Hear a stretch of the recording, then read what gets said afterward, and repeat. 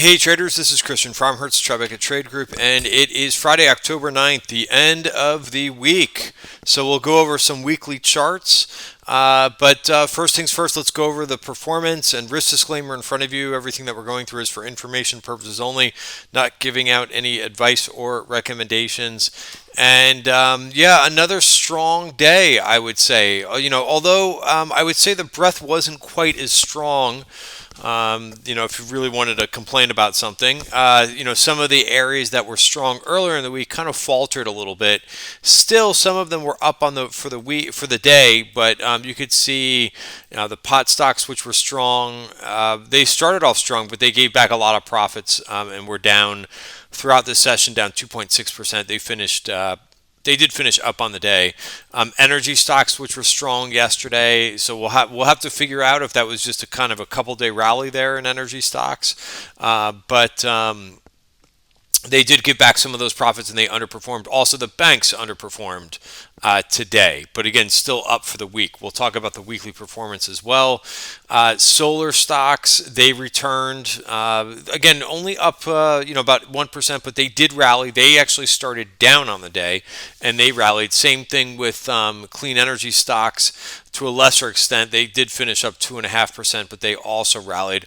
The miners were really strong today, both the gold miners and the silver miners, which I don't have on my spreadsheet, but they finished up 5.5% for the day. So different to see that group rally. The FANG stocks, they were pretty strong today, finished up 1.7%. Software was also decent for the day, up 1.9%. So we saw that kind of seesaw or tug of war a little bit, where yesterday some of those growth names underperformed just a touch, but today they were back and there was some good performance and some nice trades that we caught today in those areas. And I also have highlighted theme of the day. It was basically day for the Qs today, right? They underperformed just a touch, I think, yesterday, but they were back today very strong, up 1.5%. And, we talked about this morning in the chart of the day. That was one of the ones that I included I included two charts of the day, one of which was talking about an inverted head and shoulders in the Qs. And that's kind of breaking the neckline. So let's get into the price action for the day. We'll get into today's trades and we'll kind of sum up this week. But I have in front of you S&P futures chart, 1 hour. Notice that we've got the upside target, about 20 handles away, so 24.95. That's something that I believe that is a place that we can get to, and that'll be a nice place to kind of take some profits off of this really nice move that we've seen over the last couple weeks. So all in all, just a lot of trading opportunities. I'm not going to over analyze the indices. Again, I don't really trade the indices that much. I basically use them as a roadmap of where I want to be taking risk. Same thing with market breadth, which we've talked a lot about the last couple days. Very, very strong, overall market breadth this week. But yeah, I mean, this is kind of showing us we got a nice turn here. Very big green candle for the week, and very impressive. Qs, also just to show this weekly chart, I'll show you what I was referencing in terms of the 1 hour inverted head and shoulders.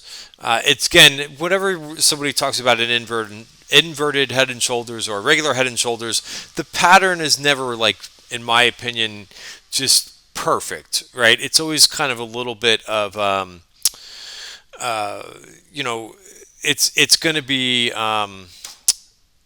not a variable of it, but a variation, I guess, is what I'm referring to. Is that they're not perfect, but you can kind of see you actually have, like, two left shoulders, you got two heads here and a few different right shoulders. But you could see if you were to draw something here, left shoulder, head, and right shoulder, and then neckline, right? So move out of this neckline. That's a really nice, really nice looking pattern. Again, it's not going to be perfect, or more abstract maybe is the word that I was looking for. But all in all, you could use it. That's all that matters. It doesn't matter how pretty it looks, how pretty the pattern is. It matters, how well that you can kind of use that to your advantage. Also, if you look at that daily chart, you got to move above value too, which was, we started the week there, came in a bit, but ended very nicely. Last one, just to kind of look at the IWM, and just overall, that this was the outperformer for the week. Main thing here is we got the first close above value for the year, right? Remember, again, I'm on the weekly chart, so this value area stays constant for the whole year. And the other, the attempt that we had back at the beginning of August failed, right? And small caps basically looked like they were going to break down. I even have a tweet out there saying this doesn't look good at the, close to the end of September. Small caps look like they were breaking down. Well, at this point, it's a false breakdown, and we're back above value. So, it's going to be an interesting end of the year, no doubt. But could you imagine if small caps just decide to rally from here on out? That would be pretty interesting. I'm not saying that is going to happen, but I do definitely like the participation that we are seeing. So let me go over today's trades, and then I'll talk about. Actually, let's talk about this week's performance first, and then we'll get into today's trades. So if we go into Slack, where is Slack? There you go. And here's my trades. Netflix, right? I believe I talked about this a little bit in yesterday's video. I added to a call spread. Again, I'm going to be going to be looking at a lot of trades for running into their earnings print. Right, I did mention that in yesterday's video, and I started to take some profits in a trade that I added to. I've been doing this a lot, where I put on a day trade and I'm trading options, and it works very well. And I'm looking at the overall chart, and I think that it can continue. If I think that there's a place that the name or sector could get to, I'm going to put on another trade. I'm just going to structure it a little bit differently. That's what I did with Netflix, and I added to this trade at 265 yesterday. Took some off at 340. Also took some off at $4, and now I'm holding a profitable trade. Let's just see what this looks like. I didn't get a chance to look at it at the end of the day, but yeah, I think it has the potential to continue to rally a little bit. The target that I'm looking at, where I kind of made up my mind that I wanted to stay in this trade, is that virgin point of control that's sitting up there at 551. Right, so that's my target. That's why I'm in a 540, 550 call spread, and hopefully we'll see if this continues to run next week. All right, Zoom. That was something that we talked about. In the pre-market session, this worked pretty well, right? Zoom got a street high price target. Zoho is not that big of a broker to kind of move things around a little bit, so it was enough for a trade. It kind of sat back for the rest of the day. This is something that Zoom has been doing, again, on the 1 hour chart, right? It's had a couple times where it's really rallied in the beginning of the day to give it back. So this was kind of like that. It didn't give back everything. Still finished up 2.9%, almost 3% for the day. So you really can't complain. But again, I would definitely keep an eye on this name. It looks like it's starting to converge, right, into a point. So I would think that it continues higher, but we'll have to watch the price action for that, because this type of formation could break either way.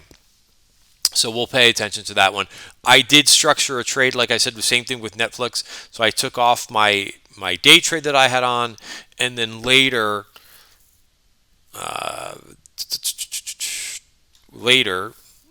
I decided to kind of re-add a trade. And again, same type of thing that I did with Netflix. I was originally in calls in Netflix, took that trade off for profits, and then went into a call spread, right? Something where I'm defining my risk. I'm not risking as much as that day trade, but now I'm looking to see if you can get a further move. So I'm in that for next week. Zoom 525 call spread for $4.90. Again, short term trade, right? Home Depot took off this trade today.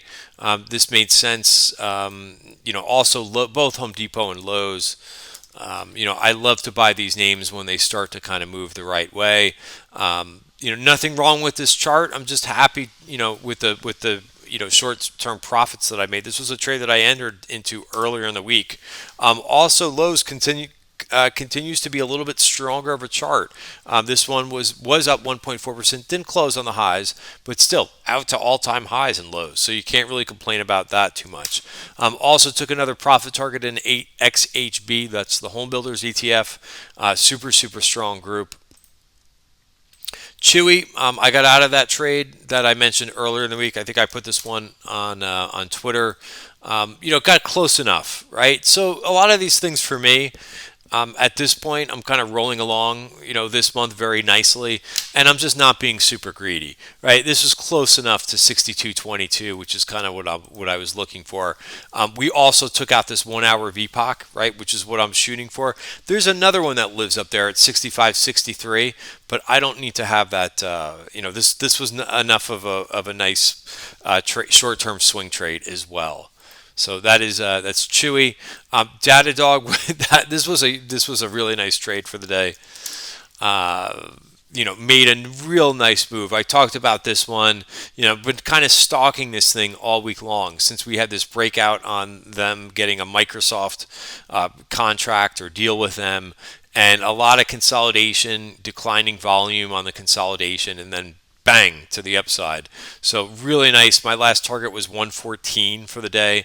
So this made my day. This Datadog. Where is the last exit? And this is 112. Here it is.